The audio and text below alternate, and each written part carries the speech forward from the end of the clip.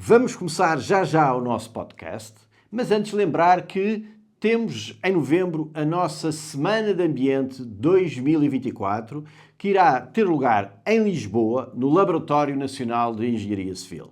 Vamos começar pelo Fórum Energia, 26 e 27 de novembro, passaremos à Expo Conferência da Água, 28 e 29 de novembro, e, a terminar, o Fórum Resíduos, que terá lugar nos dias 2 e 3 de dezembro.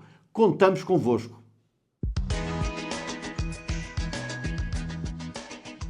Bem-vindos ao quarto podcast do Jornal Água e Ambiente sobre Água. E setembro chegou agitado com um decreto-lei que anda por aí e que fala em devolver à ERSAR as competências para a fixação das tarifas. Não vamos conversar exatamente sobre isso, até porque a interpretação do comunicado do Conselho de Ministros, publicado em agosto, que anuncia a revogação da alteração dos poderes da ERSAR, ocorrida em 2020, é complexa e levanta muitas dúvidas. Falou-se, como disse, em devolver à ERSAR competências para a fixação das tarifas, mas sucede que esse poder a ERSAR nunca teve. Elaborar regulamentos tarifários, sim; estabelecer tarifas, não. Mas a agitação gerou-se com a possibilidade da ERSAR poder vir a definir a tarifa da água na baixa praticada pelos municípios. Há municípios que até gostariam que assim sucedesse, com receio da impopularidade de uma decisão de aumentar as tarifas da água que se pode refletir em votos. Passavam a batata quente à ERSAR e diziam aos seus municípios que foram eles. Há quem veja aqui apenas cobardia. Mas para a nossa conversa, contamos com o Eduardo Marques, presidente da EPSA, a quem agradeço, o nosso convidado para o dia de hoje, e com os nossos residentes, Diogo Faria de Oliveira, administrador da Defining Future Options, e Pedro Matos Fernandes, Senior Advisor do Instituto do Conhecimento da Abreu Advogados. Pai das alterações aos poderes regulatórios da ERSAR, estávamos em 31 de dezembro de 2020. Mas atenção, esta é uma paternidade que não é aqui assumida e vamos ter a oportunidade de perceber porquê. Vamos então para o nosso mote. Deve, em algum contexto, o regulador poder definir as tarifas da água em baixa, ou esta é e deve ser uma competência municipal? Começo pelo João Pedro, muito obrigado. É a oportunidade. Muito bem, muito obrigado. Antes de mais, dizer que, de facto, acho que a paternidade suscita paixão. E aqui suscita-me completa indiferença esta atuação. E mal de mim, mal de qualquer pai, se fosse simplesmente indiferente. O que aconteceu na altura foi uma proposta, na altura o Partido Socialista estava no governo, eu era de facto ministro, mas tem uma lei da Assembleia, portanto quem aprova a lei da Assembleia são os seus deputados, e houve uma proposta do PCP, do rol de intenções que tinha para poder aprovar o orçamento, que quis que a ERSAR deixasse, aliás, quis muito mais do que isto. Mas aquilo que ficou foi que, relativamente às tarifas dos sistemas em alta, para a água, para o saneamento, para os resíduos, passasse a ser o Governo, por indicação da ERSAR, a fixar as tarifas e não a ERSAR diretamente. Isto é uma completa, com todo o respeito, só me gera a minha indiferença. Não vejo nenhuma razão, em primeiro lugar, para que estas tarifas não sejam justas, e são justas, governo algum, tenho a certeza do que estou a dizer, governo algum alterou, modificou qualquer proposta que viesse da ERSAR. Claro. Portanto, é sobretudo uma questão que, em minha opinião, é indiferente. E, portanto, se o governo quiser voltar atrás, nem faz bem nem faz mal, faz aquilo que acha bem de acordo com a sua convicção e, portanto, esteja à vontade para o fazer. Ainda há pergunta. Eu parece muito evidente que a fixação da tarifa em baixa é mesmo competência dos municípios. Aliás, o abastecimento da água é competência dos municípios. De uma maneira geral, as tarefas de saneamento básico têm como competência última aos municípios, responsabilidade última aos municípios, independentemente da forma de gestão, concessão a privados, gestão delegada, gestão direta que optarem. E por isso, têm de ser os municípios a fixar essa tarifa. Este é um poder discricionário, não é? Nunca o poder político é um poder discricionário. Ainda que, obviamente, o poder político, uma decisão política, é diferente de uma decisão administrativa. E, portanto, há aqui uma vontade própria que vai para além daquilo que é ditado pelas regras da administração. Ela tem que ser sempre uma tarifa justa, no sentido em que tem de cobrir custos. Dito de outra forma, tem as receitas de qualquer entidade, nem que seja uma parcela da Câmara Municipal, que gere um sistema de abastecimento da água, tem essas receitas de ser superior aos seus custos. tendencialmente cobertas por tarifas? Claramente sim. Sítios onde até podia ser obrigatório que fosse pelas tarifas, Porto e Lisboa, por exemplo, claramente sim também. Agora, tem a ser transparente os subsídios que são transpostos para essa unidade orgânica da Câmara, por contrato de programa, que aliás penso que até tem que ser visado pelo Tribunal de Contas, para que, de forma clara, se uma autarquia gasta 10 a gerir um sistema, tem que ter de receitas 10, qualquer coisa para pagar os seus custos e preparar os seus investimentos. Essa já entrou um pouco no segundo mote da nossa conversa e vamos ter a oportunidade para voltar a este mesmo tema. Diogo, a propósito do primeiro ponto, o que é que acrescentaria? Deve ser estritamente uma competência municipal a questão das tarifas. Olá a todos, bem-vindo, Eduardo Marques. Ela é uma competência legal e quem aprova tarifas em Portugal são os municípios, ponto, ok? De facto, o que vem na resolução de Conselhos de Ministros gerou confusão, está mal escrito e gerou uma confusão enorme. Mas vamos lá ver. O que acontece é o seguinte, o que está em causa é revogar aquilo que foi feito em 2020. E se é revogar, é voltar ao que estava. E o que estava é que a ERSAR pode emitir instruções vinculativas para os municípios que não cumpram a lei. Ok? E o que é que isso significa? Significa que o regime financeiro das autarquias tem lá um artigo, que é o artigo 21, estou a olhar para ele, que diz assim, os preços a fixar pelos municípios não devem ser inferiores aos custos direta e indiretamente suportados com a prestação de serviços. E para que não haja dúvidas, diz, são estes serviços, águas, saneamento, resíduos urbanos e mais alguns. Pronto. Portanto, é uma competência, quem aprova são os municípios, não haja dúvidas, mas há mais de 100 municípios que não cumprem a lei. Não cumprem. E então, nesse caso, é dada a prerrogativa que não foi usada entre 2014 e 2020, note-se. Nunca foi usado? Nunca foi usada, ao regulador para dizer que cumpra-se a lei, como? Através de uma instrução vinculativa. Que de resto, imagina, o Tribunal de Contas vai a uma Câmara destas e provavelmente dirá o mesmo.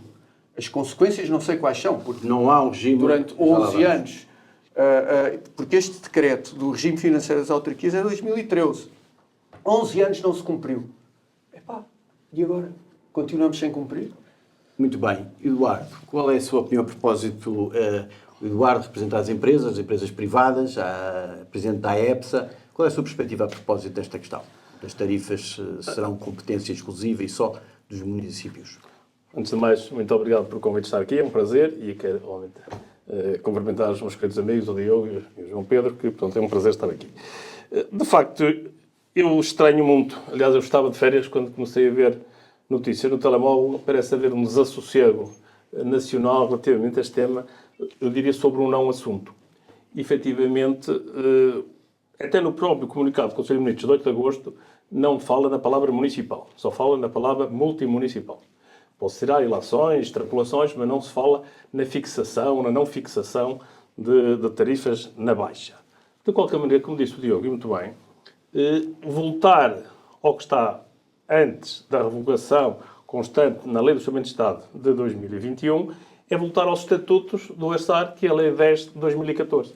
E nessa Lei 10 de 2014, que são os estatutos da ERSAR, agora, se voltarmos sem qualquer alteração, não tem qualquer, digamos, indicação clara que seja o ERSAR a fixar tarifas.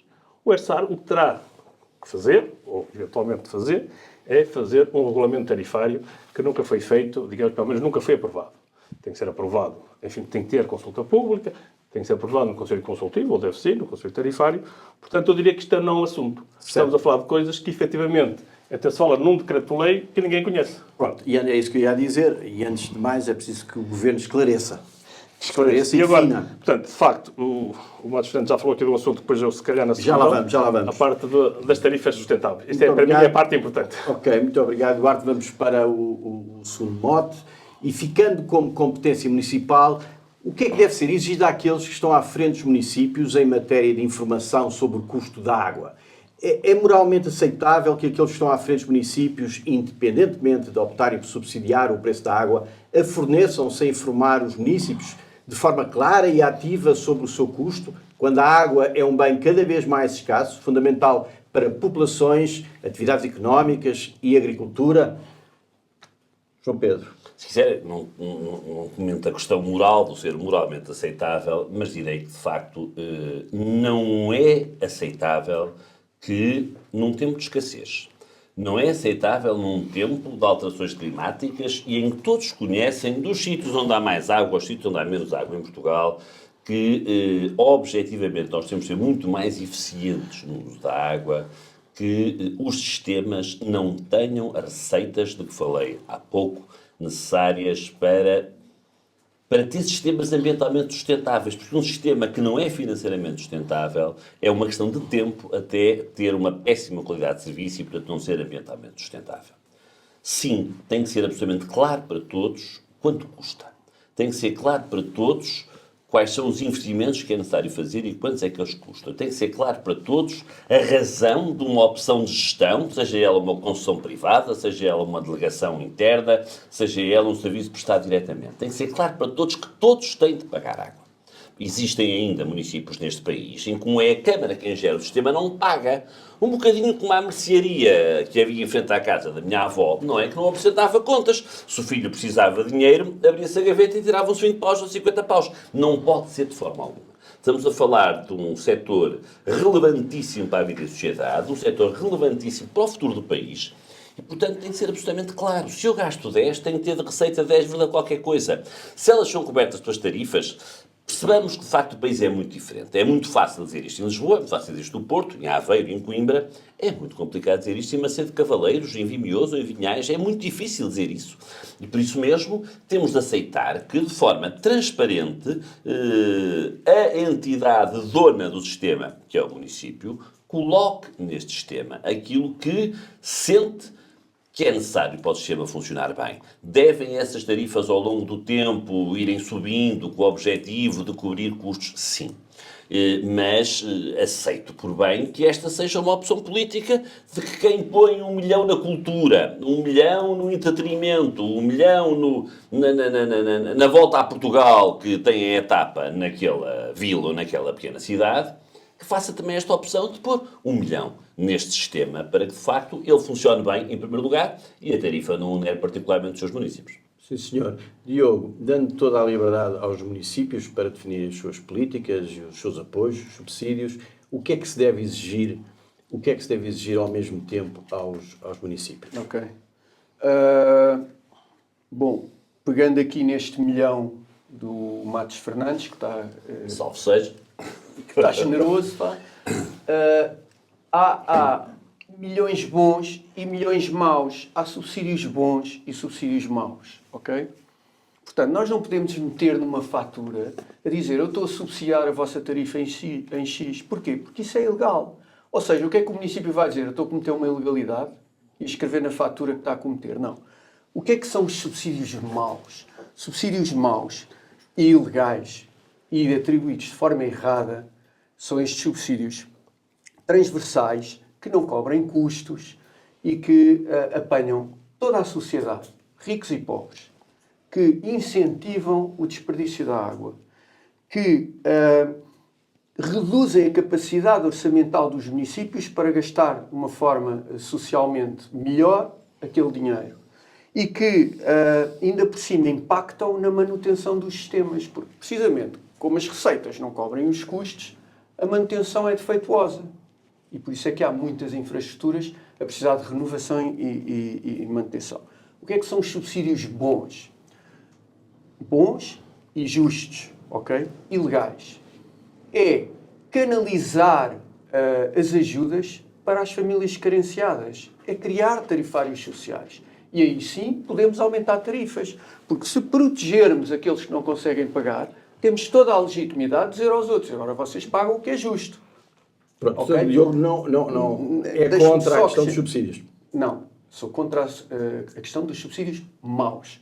Sou absolutamente a favor de tarifas sociais e sou absolutamente a favor de subsídios dirigidos para ações concretas que ou melhorem a eficiência, ou melhorem a condição social daquele município e as condições de vida, ou melhorem a produtividade. Ou seja, se o subsídio fizer reduzir as tarifas, É muito bem-vindo. É muito bem-vindo. É para isso que há fundos europeus. De resto, se o subsídio concreto, imagino, para perdas de água, se o subsídio é atribuído indiscriminadamente para ricos e pobres, sou contra. Muito bem. Eduardo, onde é que ficamos nesta Ser o matéria? último a ser o mais difícil, mas... Bom, E que papel deve ter, eu relembro a questão, que papel deve ter o município, não é? Independentemente da sua política, para sensibilizar os cidadãos. Sendo claro que a fixação de tarifas é uma competência da autonomia municipal, portanto, enfim, eu penso que aí não há dúvidas, é imprescindível, conforme já foi aqui referido, que haja o cumprimento da lei. O cumprimento da lei é muito simples, é o princípio do utilizador-pagador, pelo menos vamos falar dos custos operacionais. Ora, mais de metade dos nossos municípios não cumprem a lei. Nós temos um déficit tarifário na baixa, digamos, enorme, que pode chegar, enfim, anda da ordem, tem os números, enfim, cerca de 100 milhões por ano. O que quer dizer que esses 100 milhões de euros poderiam ser aplicados noutras situações de investimentos dos municípios, se calhar mais justos. Porque estar a subsidiar de forma transversal quem ganha 500 euros ou quem ganha 5 mil euros não faz qualquer sentido. O único sentido que faz, que é por isso que eles existem, estes subsídios transversais, é uma demagogia política, muitas vezes por razões meramente eleitoralistas. Tem que se falar a verdade que é isto, porque não faz sentido termos as tarifas que temos em muitos municípios que estão a ser subsidiados em mais de 50%. Sendo certo que, basta ir ao Rasarco, os nossos municípios em geral têm uma boa acessibilidade económica. Quer isto dizer que as tarifas são ajustáveis aos rendimentos das pessoas. Basta ver que nós temos uma tarifa média de água e saneamento da ordem dos 2 euros e a média europeia é acima de 4 euros. E se formos aos países nórdicos, é acima de 9 euros. Portanto, é preciso, digamos, acabar com esta demagogia, digamos, de fixação de tarifas anualmente baixas e cumprir a lei, que é o princípio do utilizador-pagador e da lei das autarquias locais. Por outro lado, eu diria que, como é que se faz isto? Não é fácil. Falamos que temos autonomia municipal, os municípios, portanto, em alguns casos, querem continuar a subsidiar, como disse o Diogo bem, um subsídio mau. Porque um subsídio permanente não é um subsídio para um investimento, enfim, um subsídio permanente à operação cria desperdício, cria ineficiência, portanto, cria comodismo ou até laxismo. Portanto, é preciso criar mecanismos que eu diria que, como lembra-se, mais fácil, é que quem não precisa ter tarifas ajustadas à realidade dos custos, não precisa de qualquer tipo de subsídio estatal, seja fundos europeus, seja fundo ambiental, seja lá o que for. Portanto, é preciso que se cumpra a lei. Este é o primeiro aspecto. Por outro lado, é o irracional do subsídio que continua a existir. Nós temos, felizmente, agora, eu diria uma correção, uma meia correção, do critério de elegibilidade das entidades para acesso ao Portugal 2030. Portanto, como se lembrarão, portanto, na aprovação do PENSAR, no último Conselho de Ministros de dezembro, de 15 de dezembro do ano passado, ficou escrito, eu diria por surpresa de todos, incluindo eu que fiz parte, digamos, do Conselho Consultivo do PENSAR, que havia um critério de elegibilidade que era as entidades estarem agregadas ou pertencerem, portanto, terem, enfim, com as Águas de Portugal, a entidade gestora. Isso veio agora a ser parcialmente, digamos, corrigido, ainda bem, mas ainda mal, porque foi só parcialmente corrigido, porque há, digamos, uma penalidade a quem não estiver agregado. E até porque, enfim, eu, nem toda a gente terá esta opinião que eu tenho, mas não consigo ainda ver, em lado nenhum, um racional que diga que a agregação é que salva o país neste setor, que tem tantos problemas. Basta olhar, por exemplo, nós temos em França 20 mil municípios e não há nenhum racional permanente de agregação. Em Espanha que tem 8 mil municípios, os que querem agregar agregam, os que não se querem agregar não agregam, mas não há uma política nacional de agregação, como tem havido ao longo dos anos em Portugal, porque está a desvirtuar, digamos, o que eu diria, a agregação deve ser agregação por competência e não agregação por geografia, que é o que se faz. Temos municípios próximos, agrega-se. Mas isso não é o mais importante. O importante é que essa agregação traduz a competência, portanto, àquela nova entidade gestora. Ok. Posso dizer três coisas? Sim, eu ia perguntar se vê subsídios bons e subsídios maus Não, aqui. então é assim, sendo muito direto, eu prefiro o subsídio, ponham o adjetivo que quiserem, eu prefiro o subsídio que o buraco. E aquilo subsídio? que o buraco. Isto é, o que me assusta é ver sistemas que custam 10 e as receitas são só de 9, porque isso reflete, inevitavelmente, uma degradação muito rápida dos sistemas e, pior do que isso, uma degradação que é contínua, nunca há recuperação. E, por isso, percebendo o que dizem os meus estimados colegas, eu prefiro, de facto, um subsídio, ponham-lhe o adjetivo que quiserem, a um buraco. Há uma coisa que o Eduardo diz, na qual eu dou a razão toda, é que a limitação aos fundos comunitários a quem não tem sistemas equilibrados é uma evidência. Para mim é uma evidência, porque de facto por trás disso está ou ser rico e nós não sabermos, ou uma inação grave. E uma omissão grave de decisão por parte do Poder Municipal. Portanto, concordo em absoluto. Sobre as agregações, dizer assim, o que importa não são as agregações, o que importa é haver sistemas equilibrados do ponto de vista económico ou financeiro e que, obviamente, prestem um bom serviço às populações e que sejam sustentáveis também do ponto de vista ambiental. E eu acho mesmo que as agregações são um caminho, mais ainda, nos territórios de baixa densidade. E acho que há alguns bons exemplos de funcionamento dessas mesmas agregações. Podiam os fundos comunitários ser só para as entidades agregadas? Não podiam, de forma alguma. E o Eduardo tem toda a razão. Estamos certamente a deixar de fora 80% do país, não é? Portanto, não imagino que pudesse ser assim. Não imagino que pudesse ser assim. Mais ainda, quando agora o dinheiro nem é gerido centralmente, é gerido por regiões, quando as regiões fizeram com as CIMs contratos para que assim fosse, e, portanto, haveria CIMs com 10 municípios em que um podia e algumas em que nenhum podia. Portanto, de facto, não podia ser assim. Foi mudado e faz todo sentido de ser mudado. Mas eu não verbero as agregações. Era agregações e Águas de Portugal, portanto, só estes dois Sim, mas as Águas de Portugal, parcerias, acho que há 2 no país, não é? Ou 3. Portanto, o que eu quero dizer é que, mas acho que sim, acho mesmo que ganhar massa é absolutamente essencial nos sistemas, porque não imagino, volto àqueles municípios de que falei, onde também os concessionários privados nunca mostraram um grande apetite, é essencial poder haver formas diferentes de gestão e ganhar massa é muito importante e a agregação é, de facto, para mim, uma boa forma, sendo que não é um fim em si, é um caminho para chegar à sustentabilidade económica e financeira. Muito bem. Vamos então agora para o nosso terceiro mote. Que papel deveria caber à ERSAR? Há quem entenda que a ERSAR deveria ter o seu foco não só nas questões económicas e financeiras, mas sobretudo nas questões relacionadas com a qualidade da água, a qualidade do serviço prestado, a escassez da água e na sensibilização para a necessidade de se associar à água fornecida o custo desse serviço. Na vossa opinião, que papel deve caber à ERSAR? Quer começar por mim outra vez? Muito obrigado. Então é assim, vamos lá ver. Antes de mais, já que eu fui aqui o pai de ter roubado poderes à ERSAR, eu tenho na ERSAR, e olho para a ERSAR como uma entidade extraordinariamente útil e estimável, e com gente, com grandes servidores públicos à frente da própria ERSAR. Não vale a pena ir atrás de bem de Pedro Serra, mas com o Jaime Batista, com o Orlando Borges, agora com a Vera Iró. São de facto pessoas que têm este objetivo de serviço público, com entendimentos diferentes uns dos outros, com entendimentos diferentes daquilo que é o meu em alguns casos, mas a ERSAR é uma entidade muito estimável. Vamos lá ver. A ERSAR, sem ter poder de fixar tarifas, não reporta ao meu tempo de ministro, mas ao meu tempo antes de ser ministro, que era Presidente das Águas do Porto, nós ligávamos muito ao que a ERSAR nos dizia, ficávamos muito incomodados quando nos davam um vermelho que nós achávamos que era injusto. E discutíamos, eu gosto de fazer estas discussões de forma muito viva, e portanto a ERSAR é uma entidade muito credível e muito relevante naquilo que é a melhoria como um todo do setor. Não é única, mas é uma entidade muito relevante. E por isso, eu direi que a ERSAR não devia ter mais importância nas questões da qualidade da água e do qualidade do serviço prestado. Eu acho que a ERSAR tem já aqui um papel muito relevante na forma como nos avaliar todos. Ninguém quer ser mal avaliado. Eu tenho muita estima por aquilo que são as competências da ERSAR, sabendo eu que a ERSAR, que poder tem? Um poder próprio, assim, uma espécie de poder pentecostal? Não. Tem o poder que a lei lhe dá e que o legislador lhe dá. Poder só há 3. O regulatório não é um poder. E, portanto, tem o poder que o legislador lhe dá. E eu acho que, neste momento, tem está no bom caminho. Certos. E está no bom caminho. Tem, sobretudo, um grande caminho atrás de si. Não tenho nenhuma razão para achar que não esteja no bom caminho. Diogo?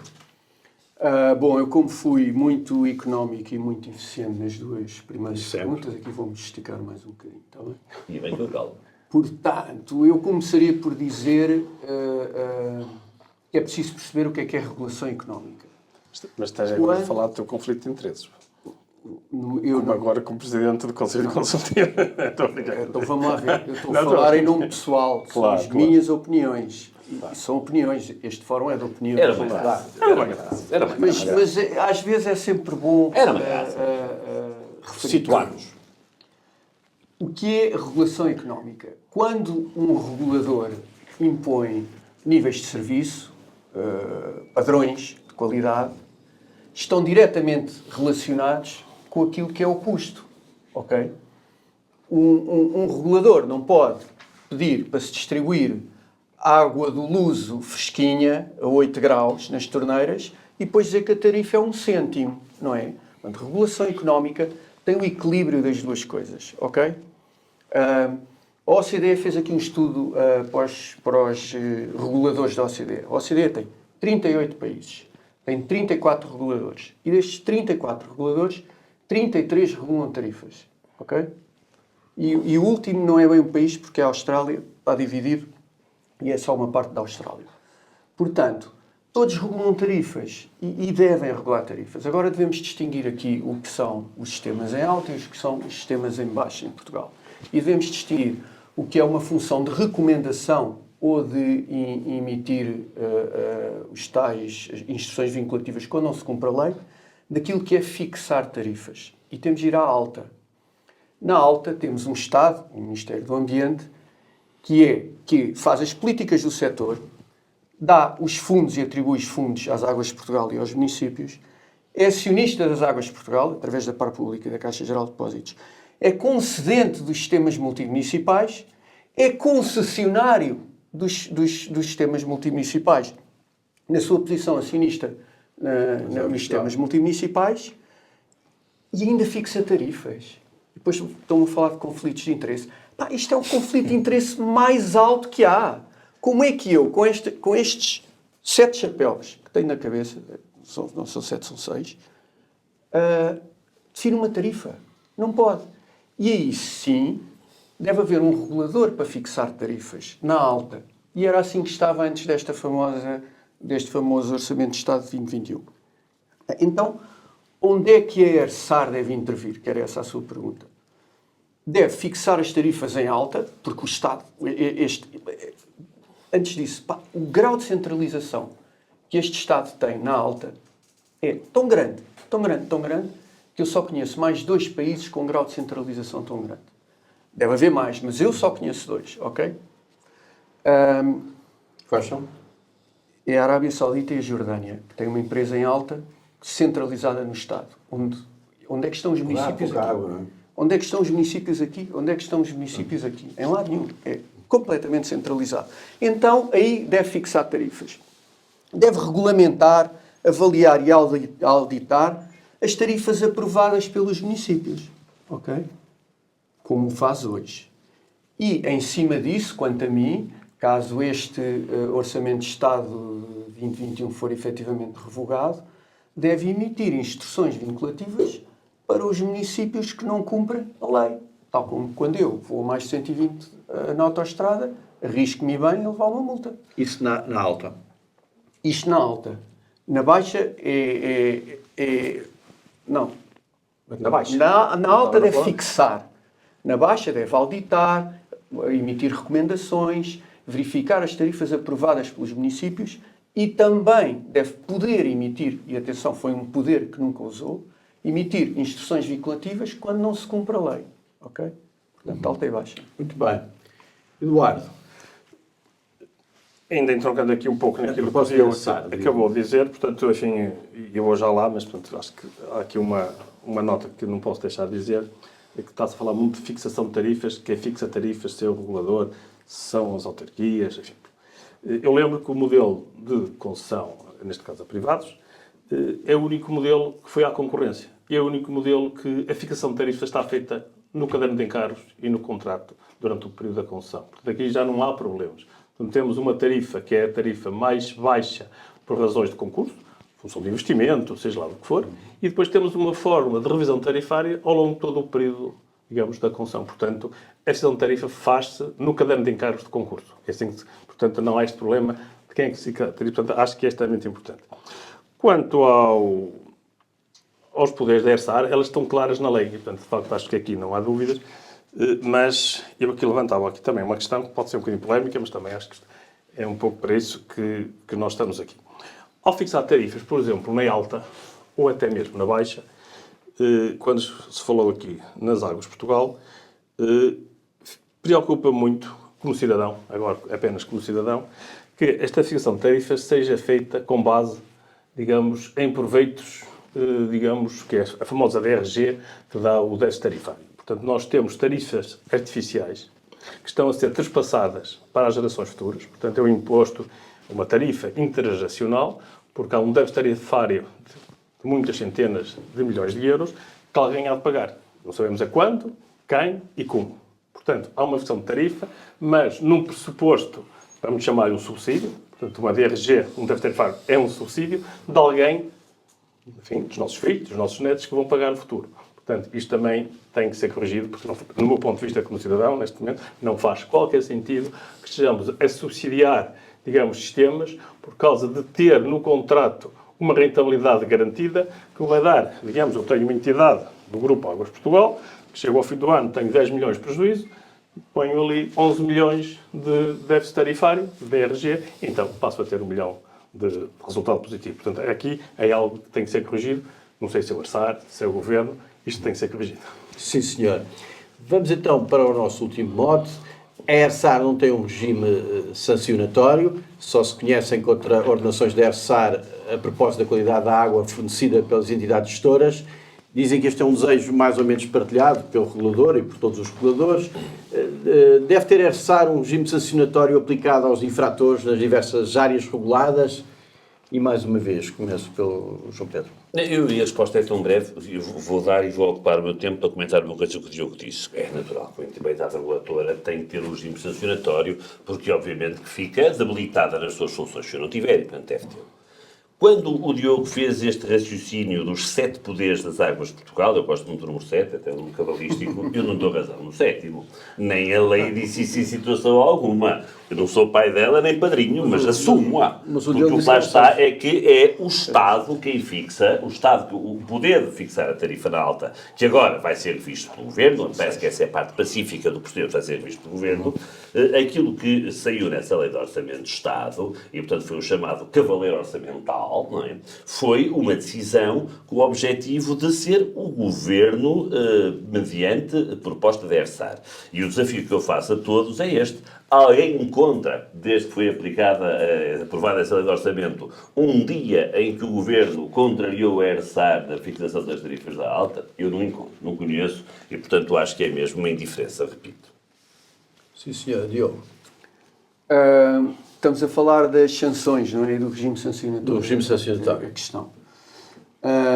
Bom, as entidades reguladoras em Portugal regem-se por uma lei quadro, que é a lei quadro das entidades reguladoras, onde está de fora a entidade, olha, sua, da comunicação social e uma outra, que já não lembro qual é. Todas as outras se regem por ali.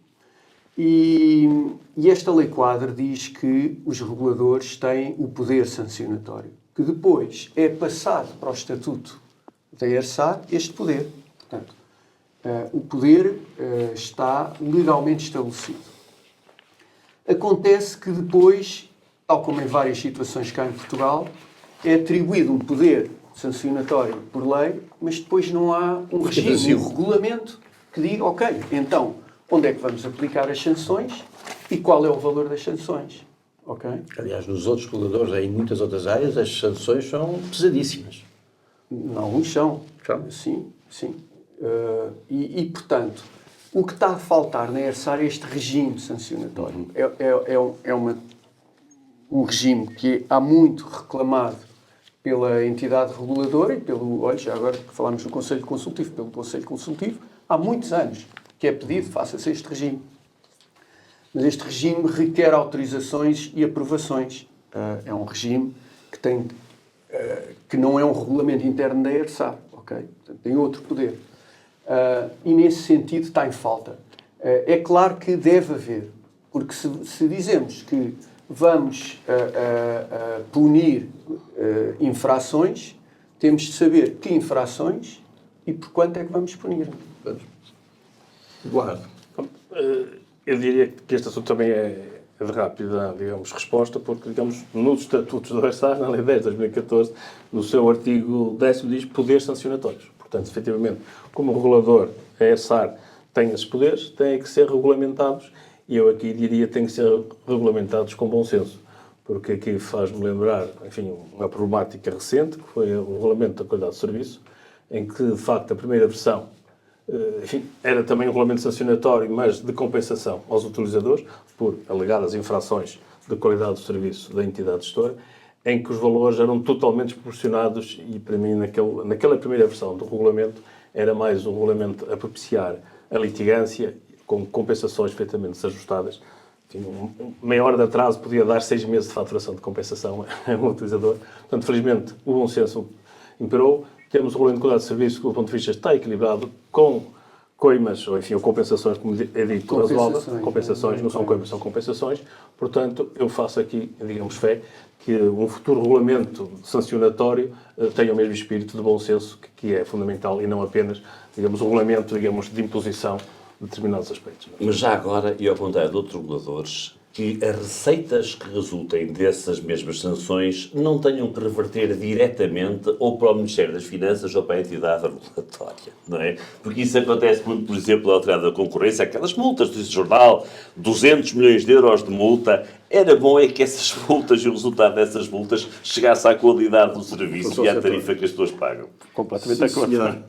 E muito bem, nós estamos já na nossa ponta final do nosso podcast e é o tempo e chegado o momento para definirmos a decisão do mês. Começarmos pela decisão do mês. Mas não posso começar por mim, que o Diogo outra vez reclamou e tentou ver também. Começar pelo Diogo. Depois eu estava sem pensar, era a mesma e eu prejudiquei. Vamos ver se não vai calhar agora ao contrário. Pois, é a vida. É a vida. Eu acho que a figura do mês é o José Pimenta Machado. Pronto. Mas é figura ou é decisão? Não, é figura. É figura. Começou pela figura e já vai à decisão. A figura. Tem um percurso notável. Não só tem um percurso notável, como se notabilizou nestes últimos anos enquanto vogal do Conselho Diretivo da Agência Portuguesa do Ambiente.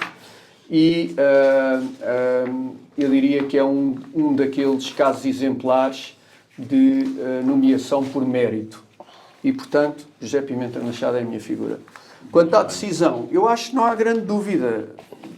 Para uns por boas razões, para outros por maus, mas a decisão do mês é a decisão daquele Conselho de Ministros de 8 de agosto, que estamos aqui a discutir há uns bons 30 e tal minutos. E não sabemos qual é. Por maus motivos. E que não se sabe. Uma parte sabe-se que é, portanto, aquilo tem dois aspectos. Tem a tal questão da agregação, ok? E de os subsídios serem ou não para as agregações, certo. E de deixarem de ser para as agregações. E a primeira decisão daquele Conselho. E a segunda decisão, este decreto, ou ainda não decreto, sobre quem fixa e que poderes é que a ERSA vai ter relativamente às tarifas. Pronto, a decisão do mês é o não decreto. A personalidade do mês é mesmo o Pimenta Machado. Não vou mudar porque o Diogo disse. A decisão ainda podia mudar, mas a personalidade do mês não. É de facto uma promoção por mérito. E conto só, enfim, 2 episódios. Tive muitos anos de trabalho com ele. Foi um gosto trabalhar com o Engenheiro Pimenta Machado. Conto só 2 episódios, se quiserem, um bocadinho lá atrás, mas muito importantes. Lembram-se do Covid, todos nos lembramos do Covid, do enorme sobressalto que havia, nomeadamente que havia no Conselho de Ministros, com a certeza que uma coisa ia correr mal. As praias, o verão e as praias. E, de facto, o Pimenta Machado foi quem liderou todo um processo que fez com que, se calhar, aquilo correu melhor e não levantou polémica nenhuma. Ainda apareceu alguém tonto a falar em pôr semáforos nas praias, não quer nada disso. Mesmo com os que vieram dizer mal, todos concordaram que correu bem. Isso revelou, de facto, uma capacidade operacional excepcional do Pimenta Machado. Uma outra teve a ver, enfim, gravamos isto num dia dramático de incêndios, os últimos 2 dias também foram, com ainda resultado dos incêndios de 2016, 2017 sobretudo, e também 2018, os milhares de quilómetros de rios e ribeiras que foram recuperados em Portugal, com enorme relevância que isto esteja agora com linhas corta-fogo. Mas, de facto, eu direi que numa espécie de exercício de aplicar a lei de restauro da natureza à avant la lettre, esse é mesmo o melhor exemplo que nós podemos dar, e o Pimenta Machado tem aqui um enorme mérito. Muito bem. E a decisão? A decisão do mês, para mim, foi a viabilização em sede de estudo de impacto ambiental da captação no Pomarão. Esta é uma ideia de quem se sentava nesta cadeira, do Carmona Rodrigues, como consultor na altura, e que, de facto, eu empurrei muito para a frente e fico muito satisfeito. Fico muito satisfeito porque, de facto, eu sou dos que acha que no Algarve não faltam barragens, falta é água nas barragens que existem. E é fundamental que isso venha a acontecer. E, portanto, salvo erro, o período de captação e entrega de água no sistema de leite de lixo é, penso dizer bem, de outubro ou de novembro a abril, e, portanto, muito consentâneo com aquilo que é a necessidade de manutenção do caudal ecológico no Guadiana. americana e estou muito convencido, sem conseguir antecipar, porque não sei, o que vai acontecer, penso, dia 26 de setembro, na reunião entre a ministra portuguesa e a ministra espanhola, já agora ela também é uma das personalidades do mês, a Teresa Ribeira, no lugar em que vai ocupar na Comissão Europeia. Acho que a partir do momento em que esta captação existe, existem de facto condições para que as pessoas se sentem à mesa e se discuta esta captação e pouca chance e se encontre aqui uma solução ponderada e equilibrada. Muito bem. E vamos terminar com o Eduardo Marques, a quem desde já agradeço a presença. Não foi uma presença fácil, teve que fazer alguns quilómetros e nas atuais circunstâncias de incêndios. Muito obrigado. Mas, Eduardo, avancemos então para a decisão ou para a final do mês, quando quiser começar. Enfim, a decisão do mês, portanto, enfim, se é possível, eu punha aqui, enfim, duas decisões. Uma decisão, de facto, como já foi partilhada, foi o comunicado do Conselho de Ministros, portanto, e as decisões de 8 de agosto e as decisões que estão subjacentes, pese embora aquele aspecto, enfim, que eu considero menos positivo, porque ainda tem que haver uma aprovação da IAPA para o município poder concorrer, provar que não se podia agregar. Isto para mim é um nonsense, é uma coisa que não tem pé nem cabeça, mas é, enfim, o que está. Mas parece-me também, mas ainda carece de confirmação final, eu tenho uma expectativa que o problema crónico desde 2017 de Viseu seja resolvido, falta de água em Viseu, até porque eu tenho uma casa no distrito de Viseu, mas não tem nada a ver com que eu estou junto ao rio. Não tenho nada. Está aqui já o meu conflito de interesses resolvido. De facto, falou-se durante muito tempo que as águas do Ouripa iam fazer uma conduta para Viseu. Eu, do ponto de vista técnico, parece-me algo, digamos, inconcebível, do ponto de vista da razoabilidade técnica. Portanto, uma barragem que se fala custa 30 milhões de euros, que vai duplicar a capacidade de Fagil, parece-me, de facto, a solução mais racional, porque se houve um ano em que faltou água na região de Viseu, ao duplicarmos a capacidade da barragem, admito que muito provavelmente não vai faltar água nos próximos séculos. Digamos, a redundância das águas de Douro e Paiva para, digamos, fornecerem água via Eta do Lever, parecia-me, de facto, uma solução técnica um bocadinho disparatada, mas pronto, isso é a minha opinião. Que a figura do mês esteve muito hesitante, efetivamente, no Pimenta Machado, e depois escrevi, portanto não foi agora, já estava aqui escrito, como estamos mais no Fórum da Água, eu aqui queria ser simpático, mas não é por isso, punha o Diogo como figura do mês, mas por uma razão muito simples. Não é que ele não mereça, é que eu tenho expectativa, como Presidente do Conselho Consultivo, possa dar mais dinamismo ao Conselho Consultivo que é preciso. O Conselho Consultivo nos últimos anos, eu já ando por lá há uns 7 ou 8 anos, e vejo o Conselho Consultivo demasiado apático. Digamos, acho que deve ter, enfim, ter as funções que estão reguladas na lei, mas pode ter uma ação mais interventiva, com grupos de trabalho, com, efetivamente, contribuir para a melhoria do setor. E este é o apelo aqui. Primeiro passo-lhe o pelo, não é? A mão pelo peito, como costuma dizer, portanto, a personalidade do mês, e agora um apelo de ser mais interventivo e mais eficaz. O Diogo e eu combinamos que nunca votaríamos um no outro. É uma das maiores felicidades. Muito bem. Eu só vejo aqui porém a fasquia alta. Muito obrigado. Obrigado. Eu agradeço a todos, agradeço ao Eduardo Marques, agradeço ao João Pedro mais uma vez e ao Diogo também a vossa presença e termino falando, naturalmente e expectavelmente, da 19ª Expo Conferência da Água, que vai acontecer 28 e 29 de novembro, no âmbito da Semana de Ambiente, que começa a 26 de novembro, 26 e 27 vai ser o Fórum Energia, depois passamos à Expo Conferência da Água, 28 e 29, e depois os resíduos 2 e 3, já no mês de dezembro. Uma semana de ambiente, onde iremos naturalmente, e como sempre acontece, discutir aquilo que importa discutir, todos os assuntos. E fica assim, muito obrigado pela vossa participação.